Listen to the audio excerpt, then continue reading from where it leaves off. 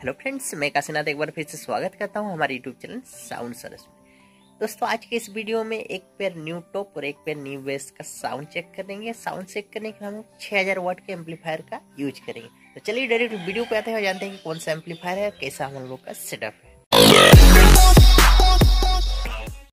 आप देख सकते हैं फ्रेंड्स, हम लोग का एम्पलीफायर जो है स्टूडियोमास्टर पी सीरीज 6.0 जो कि 6000 वाट का एम्पलीफायर है। पुराना एम्पलीफायर है फ्रेंड्स, रिपेयरिंग हो गया, रिपेयरिंग के लिए आया हुआ था। अब इसमें हम लोग न्यू सेटअप का साउंड चेक करेंगे। एम्पलीफायर ऑन है और इसमें ऑडियो इनपुट भी कर लिया गया है मोनो मोड में, साथ में स्पीकर आउटपुट भी इसमें कनेक्शन करके सेटअप के साथ रखा गया ऑलरेडी। अब चलिए हम लोग का न्यू सेटअप देख लेते हैं। आप सेटअप देख सकते हैं, इसमें एक पेयर न्यू लो है SRX 718 मॉडल में और एक पेयर न्यू टॉप है डुअल 15 का 725 मॉडल में। सेटअप पूरी तरह से न्यू है दोस्तों। और इसमें जो स्पीकर यूज किया गया है लो में मैक्सिमम 1200 वाट के और टॉप में 600 वाट का यूज किया गया पीओडियो का।